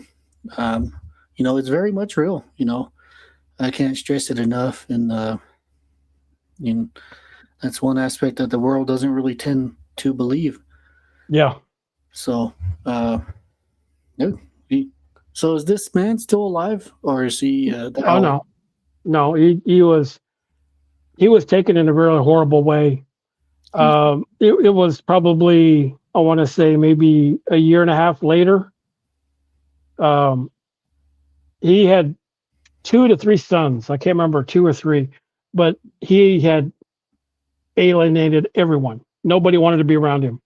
His house was like 100 yards away from my grandpa's church, and he would play music really loud when they would have church, and everybody knew, just don't pay him no mind. We'll focus on the Lord, this and that. And so they would drown him out. They would sing songs, things like that. But he would do that to harass him intentionally. And I remember one day we were at the house and I saw a cop car come up to the gate. And so he opened the gate, and he would close the gate, but he wouldn't lock it during the day. And so he got out and he opened the gate, and I saw the cop car coming up the driveway. And so I ran to my grandpa's house and I told him, hey, there's a cop car outside. And so my grandpa came outside and he was talking to him. He's like, what's going on? And he's like, hey, there's an incident that happened out by your church. I need permission to go onto your area to go check this scene out. And he's like, okay, go ahead, go. Let's go. And so he got in his truck and they went over to the church, and because it wasn't gated or anything, they just went up the driveway. But the cop wanted to make sure that he had permission to be on my grandpa's part of the land to go to this person's house. And so he went over there, and we all went. All of us did. I remember my grandma, my mom, myself, my grandpa, we all walked in. The officer went first. My grandpa went second. I went third. And my mom and my grandma were behind me. And we walk in the house, and he had like this little 2-room shack. We walked in the front, and he had like this little makeshift kitchen, sink, storage area, all this and that. Then the next room was his bedroom. And we walked in the front room and we saw everything, and it was just destroyed. Somebody had went through there, just like knocked everything over. We went to the second room, and the officer walked in, and he walked all the way in. He turned around, and my grandpa had walked into the doorway, and I was peeking around the corner to see what I could see in the door. And what I saw was this man in the corner of the room, and he had this look of terror in his eyes, like he was scared, but he was past. He was gone. And my grandpa seen him because he was looking this direction, and all of a sudden he looked over and he saw him, and immediately he pushed me back. And I walked in and I looked to the right immediately. And so it gave me a few seconds to see this guy. And my grandpa pushed me back, and he turned around and he said, don't come in here. And everybody knew not to go in there because there was somebody in there. And so my grandpa and the officer was in that room. And I remember seeing that guy's face, his look of terror, like he was scared to death. Whatever it was, a lot of stories was going around, but the one that really stuck out was that he had sold his soul to the devil to have these special powers, to have these certain abilities to do things. And the devil came to collect his due.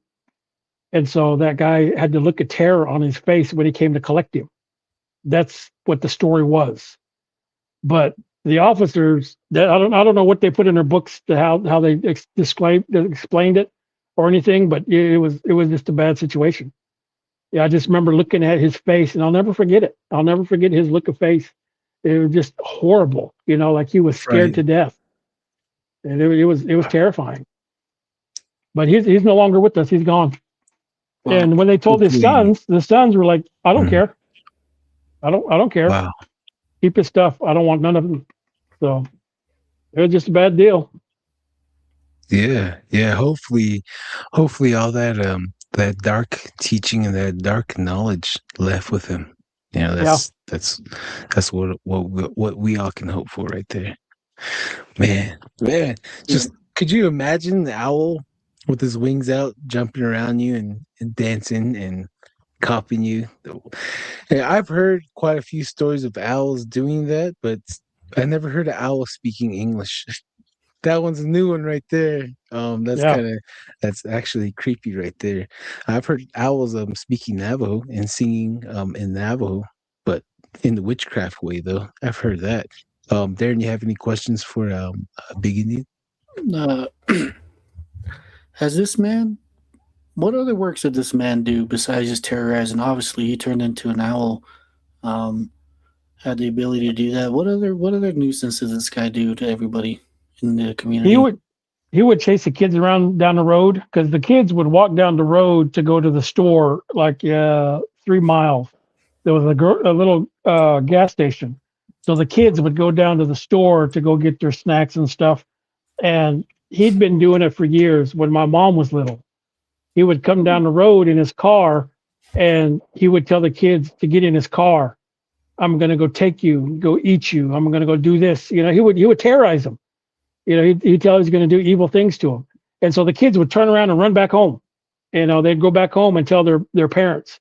They'd tell my grandma and grandpa, you know, tell my great grandma, you know, so-and-so was doing this. He did this. And so my great grandma, she would call him and scold him. You leave these kids alone. What's the matter with you? You know, and he would just kind of laugh it off, you know, because to him it was fun. But there was a lot of incidents that he would do to other people. You know, these are the stories that I know firsthand. I don't know what he used to do to other people, but I know that he used to terrorize them a lot. You know, like I said, he wasn't a good person. He alienated his own sons. They didn't want nothing to do with him. You know, it was bad. Yeah, there's a man. It's kind of it's kind of strange how people would want to act this way. You know, terrorize kids like that, and just be a nuisance to the community. What was his? Did you ever hear anything about his grandparents? What was his? Was he alienated as a kid too, or? I don't know anything about any of his family. It was way back. I was too young to know. You know, he was kind of probably in his 60s or 70s when all this happened. And I was about 10 to 12 at this time. Oh man, he had plenty of time to run around and learn a few bad things. That's for sure. Yep. Yeah. Man. Yeah, that's karma. Came and collect them. That's for sure. Yep. Yeah. Darren, do you have any questions before we let Big Indian continue? Oh no, I know Big Indian got a lot more going on. We're not even at an eighth of it, so man, let's keep it going, man. It's all you, brother. All right. So that was one incident there. After that, we left that part of Oklahoma and we went to Oregon. We went up to Oregon after that. We went to Oregon and we would have all these different incidences that happened. They had SPs up there. They would, you'd see them run around town. You'd see them blatantly in the streets. You know, they wouldn't hide the fact that they were out. You would just see them walk down the streets, you know, late at night, you know, during the day. You know, it was crazy. You know, I couldn't believe that. You know, and at this point, I was probably around, I want to say 12, maybe 13. No, I was about 11. And I was, you know, still a kid at the time. And so we would see all these things in the streets. And my mom and them wouldn't allow us to be alone anywhere downtown because of that. We'd see that and we would point it out. Did you see that? Did you see that? You know, and so we would make sure, you know, we were never alone. You know, they say, yeah, be careful. Don't go down here by yourself. And we used to ride the bus. They had public transit.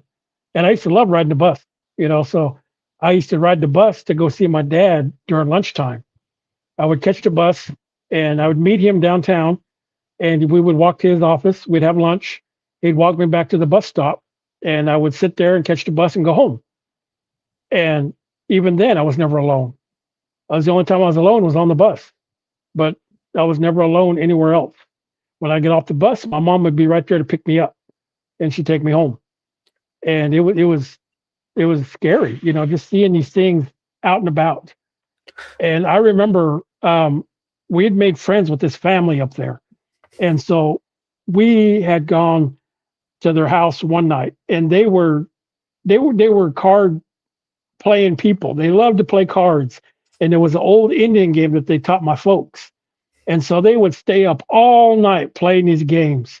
And they would have fun, they would laugh. And there was no alcohol involved. There was no smoking or anything. They would just have fun. You know, so they would go upstairs and they'd play games. And I would go downstairs and I would talk with their son. Their son, he must have been about maybe 20, maybe 19 or so. He wasn't old. He was older than me, but he wasn't old. And he had an exit out his bedroom that went outside. And so we would sneak out when all the card playing would go. And we would catch the bus and go downtown. We'd sneak out. And we would go downtown and we would go, and he would take me to these certain sections of town that were all these Shanghai tunnels. Have you heard about those in Oregon? Yeah. Yeah. It's it's kind of a weird thing that this is during the Chinese alienation too. So they would have they didn't want them around town during the day or during the night, so they built tunnels and stuff like that. It's kind of a weird occurrence. I know they had some in Globe and Flagstaff at the time too. These tunnels all the way down. I'm pretty sure there were these tunnels were downtown too, right? Yes. Yeah, they were all over, but they weren't just for Chinese. They were for everyone. What they would do was that they would trap people and they would sell them to merchants on ships, and they would be shanghaied, and they would be sold to these people on ships to be free labor for their ships.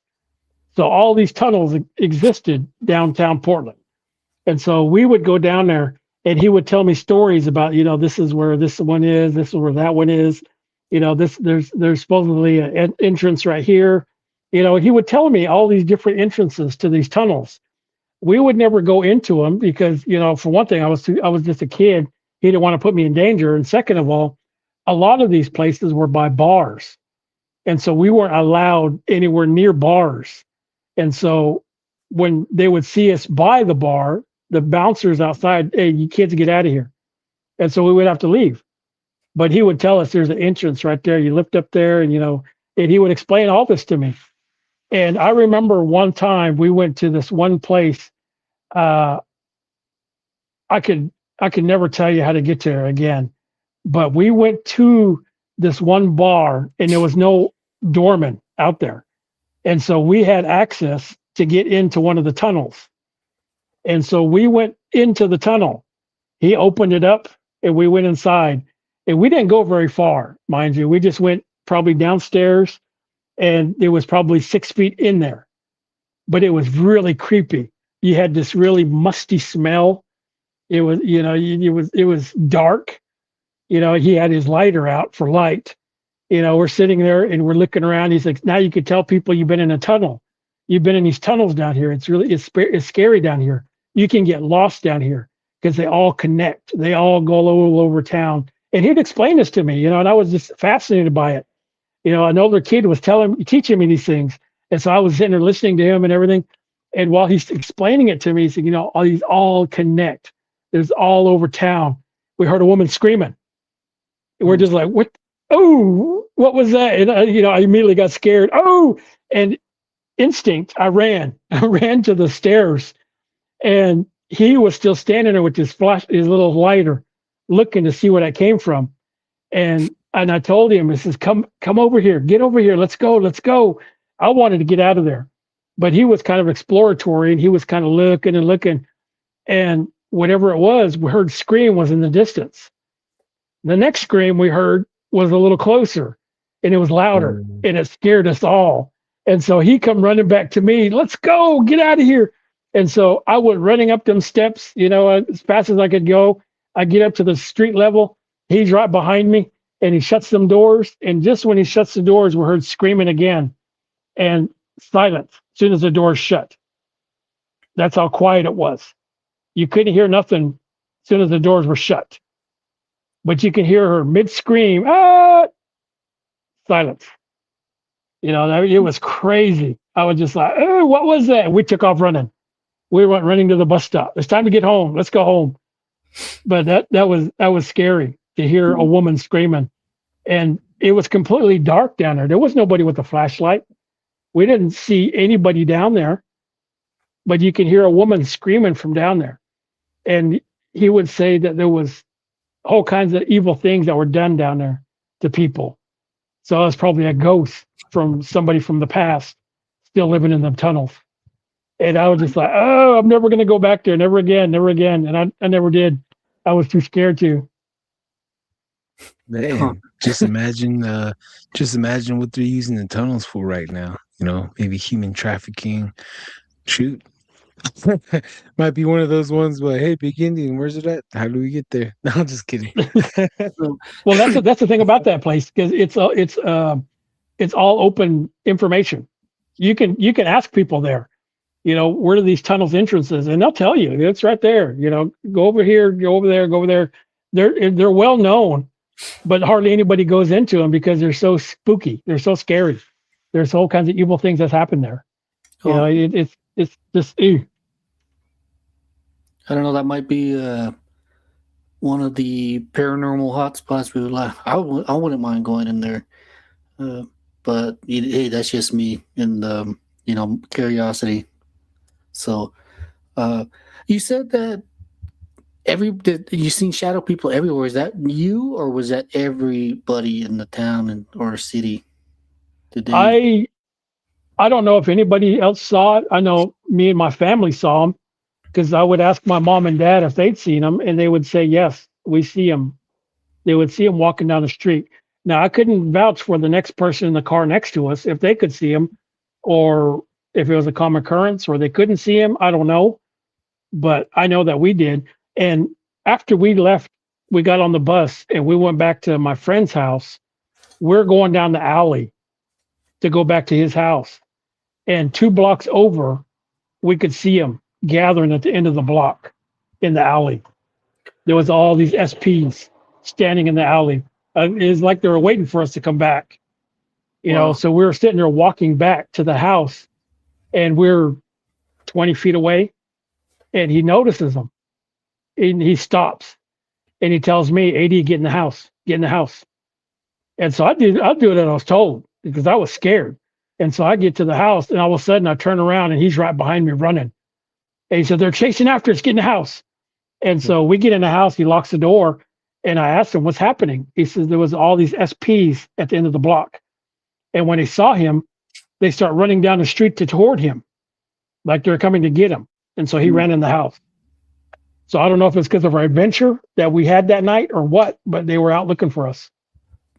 So obviously you've seen a lot of these, these SPs, shadow people. Do you think they're attracted to you, or do you think, there's something about your origin that gives you the ability to see these things? But I don't know. That's one thing I always ask myself. I'm, I guess, unlucky. I see these things. I know other people have seen them. There's some of my friends at school, they would talk about them, but it was like a glazed over subject.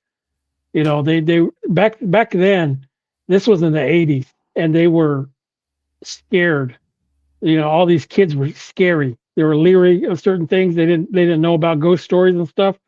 And so their thinking and thought process was, if you see a Native American, make friends with him, because he will be your protector. And so I had all these friends. I didn't know hardly any of them, but they were all my friends. And they thought I was going to protect them. And so I was like, protect them from what? What do you need protection from? And there would be some girls that say, oh, there's certain things that we see. There's certain things that happen. You know, they had these thoughts and these things that happened to them. They would never explain it to me, but they said they need protection from. But it was really weird at that time. I had no idea. Wow. And to that, I would say like, share, and subscribe. You know, we got your natives right here too. So, that you guys were just a bunch of kids too at the time, huh? Just yeah. Wow. That's something else. Shadow people, I seen them. I know. So, I know what you're talking about. I don't ask for what they are. I think they might be spies. People watching. So, as for that, I think they might most likely come from a demonic side, evil, as you said, the evil bad medicine side. And I think that might be I think that is a trait of the evil, evil walkers, evil medicine men. So, or you're just gifted too. You can see in the other realm, and Yeah. like Car Bear 9 says, your light they are attracted to, and that's what I believe, because even when you're asleep, sometimes spirits will come to you and say, "Hey, can you help me? I'm lost." They'll be asking you to help, and I know Lee. He's probably listening. He's like, "Hey, don't talk to them. Leave them alone." So, they could be disembodied spirits, ancestors. Who really knows? But I think they're another being that can walk in the realm that we can't quite see, and that's why our dogs and cats are able to see some that we can't quite see. That's what I believe in as well. Darren, do you have any other questions for Big Indian before we let him cook again? Oh, a few seconds. You can think about your question. I can hear you. Go ahead, keep talking. Oh, hey. Okay. So your mom and your parents, obviously, you go to one area and then something happens. You guys go to another area. Something, it kind of seems like that right now. So you moved over and you went to another, paranormal spot. How did your parents see all this? What was their idea of, the way they thought about it is it was weird incidences. They experienced certain things in their life.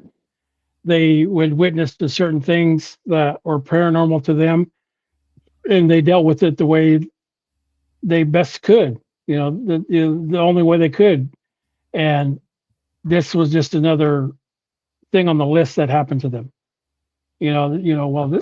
Something scary happened today. Add it to the list. Let's move on. It's just something that would go on. And my dad was an accountant for the government, and so we would travel all over the place. We would go from all these different cities while he would do his work. And so he would be in Oregon, San Diego, Denver, Kansas City, Los Angeles, Sacramento. We were all over the place. Went to Dallas, Washington D.C., Atlanta. We'd go all over the place for him to work.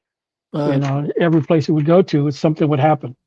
Are these all military bases, or No, this is government jobs. Oh shoot! Oh, okay. Wow. These are government jobs. He worked for the government. He was a accountant for years, and so they would ship him here to work on a project. We need these books balanced here. And as soon as he was done with that, we got another assignment over here. And so the government would pay him to travel to these different places to go work on these books. And so that was his profession. So out of all the travels, were they all like this, or was No. Okay. We had a fairly good childhood, and things would happen that were fun, things like that. But every once in a while we'd run into things like this. It wasn't until from 13 to say 16, it was good. There was nothing that happened. After we left Portland, it was fine. Went to San Diego, went to Sacramento, went to Dallas, went to DC, everything was fine until we moved up north. Then we moved up north, and that's when we went to the reservation, and that's when I started experiencing a lot of things. Everything that this reservation had to offer, I experienced it. And that's where I grew up at, was there. Wow. So we did do a jump right there, 13 to 16, pretty good years. So after all that, now you have to lead us into the 16 where everything starts to get bad. we're Before we go further, do you still feel like you're 16? No, just kidding. Go ahead. I'm 20. I feel 20. No, just kidding. Go ahead. It's all you. I'm 20, but my body feels 80. Right. My back. Yep. My back, my knees. But man. when when I moved up to the reservation, there was quite an adjustment from moving to major cities to the reservation. I didn't know anybody. I didn't know hardly anything, and so I had to adjust. And so when I did that, I had to learn how to be a little res kid, because that's all there was there. And so everybody kind of looked at me as the outsider right off the bat, but I was smart. I knew more than other kids because I had been different places. I experienced a lot of other things, and so I was kind of, for like the first year, I was kind of an outcast. Nobody really wanted to associate with me until I started telling them some of my stories, about my past. I've been here, been there, and then I started making friends. Then I was the kid who had been everywhere. That in their mind, I'd been everywhere. But I'd just been traveling across the nation. So Before we get into this, I have one more question. Is this your res? Is this, or was my this? mom, this was my mom's res. Oh, okay. All right. Yeah, she wanted to go back home, and so my mom decided, let's move back home to her res. So we did, and then we stayed there for many years. I went to high school and finished there.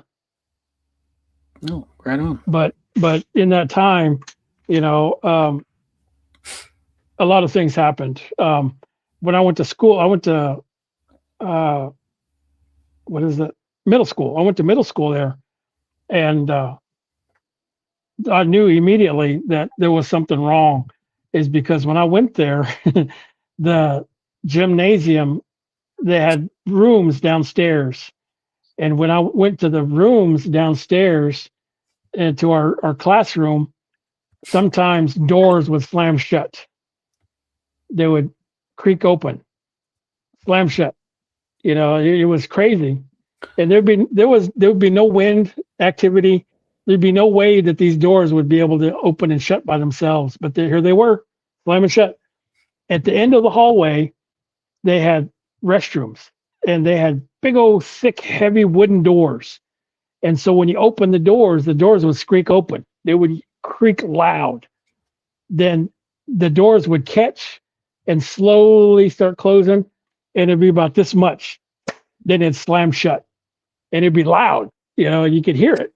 And so that's how you knew somebody went to the restroom. But you could also hear that when nobody was around. You'd hear the door opening up, and the door would slam shut. But you knew that there's nobody down there but a couple of people. It was really crazy. I mean, there was all kinds of spooky stuff that happened in that place. Wow. Almost seems like all these stories of, in your youth were in the basement. So Yeah. that's that American horror flick, I think Yeah. it's best stay out of the basement, Yeah, it was a gymnasium is what it was, and since there was an Indian school, they converted the downstairs. I guess they were like storage areas and classrooms is what they tried to make it, to be part of the gymnasium. But they converted these classrooms into an actual classroom. They would put us in a room, and they would have 7 to 8 kids in there, and that was our classroom. And I went to school there from 8 to 9. From 8th grade to 9th grade. In 9th grade, I went to high school, and that was a different part of this school campus. But downstairs is where they had us for that first year. Dang. And so we went to school there, and we would be downstairs, and during the day, nothing would happen. There would be no activity in the gymnasium because they would get prepared for either that evening or something. Only in the morning, they would open up the weight room for the firemen or anybody who wanted to come work out. And the gymnasium was open, but hardly anybody would go up there and play because they knew they had school class downstairs. And so everybody kind of respected, don't be playing basketball when school's in session. And so we would be downstairs, and we would hear somebody running around upstairs. And we never did really think nothing of it, until we'd go, we'd get out of break. We'd go outside, they'd give us time to go outside for fresh air. And we would sit there and say, who was upstairs? We heard somebody running around. And the staff from the gymnasium was like, there was nobody in here. Nobody was in here. So I've been in the office all day and nobody'd run through here. But we would hear them downstairs. You could hear them running on the court. But they, everybody in the office would be like, I don't know what you're talking about. We didn't hear anybody. Well, man, that sounds kind of sad. Being in the basement. I bet a lot of artificial light. I bet. Yeah, it was fluorescent lighting all over the place. Yeah. It was well lit. I mean, I'll grant it that it was well lit, and the cafeteria was catty corner from us. Because as soon as you walk in downstairs, they had the art room and the art classroom, then the weight room, and across the hall was the cafeteria. That's where everybody ate. The whole school would come up from the other part of campus. They would all meet up in this little area, and everybody would feed right there. They had a bunch of tables, a bunch of chairs, everything. And it was all well lit. There was no dark corners anywhere in that place. So it wasn't really nothing to be scared about until the lights were off. Yeah, that's usually how it works. So, well, we're almost down to the last bit right here, Big Indian. You got any words of wisdom out there to the listeners? The words of wisdom is if you feel any kind of bad feeling, get out of there. That's the one thing I can't stress enough. If you have a bad gut feeling, trust your gut. Get out of there. There's so many times that I've went with that feeling and I've got out of there and I've got out of there safely. People say, well, why do I trust my instincts? I'm going to stay and witness this. Something's telling me to witness it. Something's going on. No, get out of there. If something's telling you to leave, leave. Most of all, don't whistle at night. You're going to call something towards you. All right. And we got all the reasons why, too. So, yeah, right here, it's just not a saying. It's actually, words of wisdom spread across this Turtle Island. So, to that, I'm looking forward to having you back on in the future. And I'm pretty sure you're going to be back on and on until we get to the present day. Then we'll start talking about everyday life, So. Oh, yeah. Well, I got you on here, and everyone listening. How's December 5th sound to you? No, I can't do December 5th. That's somebody's birthday. Oh, okay. How about December 12th? Yeah, we can plan for that. Okay. One more time, beginning. Can you let everyone know where to find you on TikTok? TikTok, you can find me on Big Indian. Let me look it up here. I don't want to give everybody false information. But yeah. If they ask me, I'll send them right towards you as well. If anyone has any problem. My name on there is Big Indian, but you could also go at Big Pawnee Boy, BOI. That's the name on it. But everybody knows me by Big Indian. But if you look for me, you can find me on there. Big PAWNEE BOI. That's on TikTok. And you'll see me. I'll stand. In the picture, I got braids in. I don't got braids in today. I've got it pulled back. But I got a hat on. I got my braids in.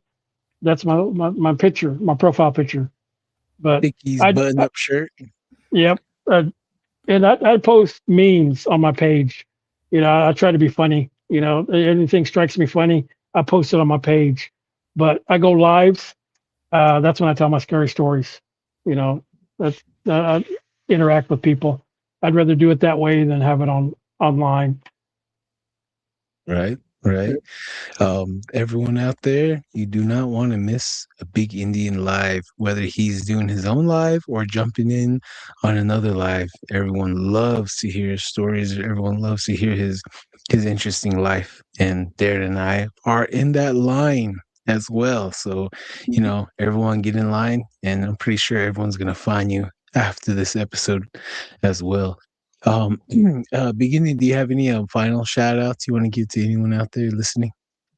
The final shout outs I want to give out to Sean. he's on TikTok as well. He's the one that would first go on live, and he's the one I would first started going on live and telling my stories to. Uh, Lodge Tales podcast. He's another one. I go to his podcast, and I tell my stories there. There's Vanita, there's Shira. They, the Secret Society sisters. I get on their page and I tell my stories there. There's all these different creators. We all came together and we found one another as storytellers, and we just share stories. That's all we do. We've made a little family community together. But those are the main ones that I want to shout out to, as well as you, Don. And Darren. You guys. I go into your lives. I tell stories. I listen to your adventures you go on. I tell my stories there. So you guys are the main ones. But those are my shout outs to people. And there's a lot of other people out. I know I'm forgetting, but those are just the main ones I can really tell right now. But yeah, those are my shout outs. To everybody who's listening. I do appreciate it. Like I said, these stories are just up to when I was just a teenager. You have a lot more experiences. Oh yeah, we're at early teens right now with Big Indian, and we'll come back with early 20s and mid 20s in the next episode. So yeah, right now we're at the awkward teenage phase, and then we'll get into the wild sneaking out the window phase next time. Get them good reservation stories. Oh yeah. Bring on the teepee creeping stories, man. Dang, no way. Those are the untold stories. Those are the real scary stories. No, just play. But hey, Big Indian man, we appreciate you coming on the United Public Radio Network, and you reached a lot more listeners as well, and I'm pretty sure you're going to have more followers on TikTok, and everyone here is going to be wanting you back and asking when you're coming back. So to everyone out there listening, it's going to be December 12th. He's coming back on. So get your popcorn ready. You got plenty of time to get your drinks and snacks. And thank you again, Big Indian. Your time is very valuable, and it is well spent here with us and many of us here on the radio. Darren, do you want to say any final things before we close out? Oh yeah, talking about that Eve Thunder, her family is barely getting recognized by the NFL. The Ohio Orang Indians, the first all Native American football team for the NFL. So they just released that. So I thought that was pretty cool. I never heard of an all Native American football team. So, well, now America does. So I think that's a great awesome thing. So, and thank you, Big Indian, man. Definitely got the creep factor in. Scare the kid. So, yeah, hopefully it didn't scare anybody too badly. We shall see. We shall see. And again, thank you, Big Indian, and Darren. Great job again. And I'm going to be closing us out right here, right now, guys. Okay. All right. I appreciate you guys. Thanks for having me. Later. Oh, yeah. Likewise, brother. Yeah. Thank you. All right. Here goes, everyone. Thank you for tuning in to Don't Whistle at Night. We have been broadcasting here on the United Public Radio Network, 107.7 FM in New Orleans and 105.3 Mississippi and the Gulf Coast. Roku TV, everyone out there, appreciate you listening to us. And thank you guys. And from Big Indian, Darren, and I, you guys take it easy out there. Have a great week. And remember, don't whistle at night, everyone. Don't whistle at night. All right. Okay, a few seconds here. Okay, here we go. See ya. Peace.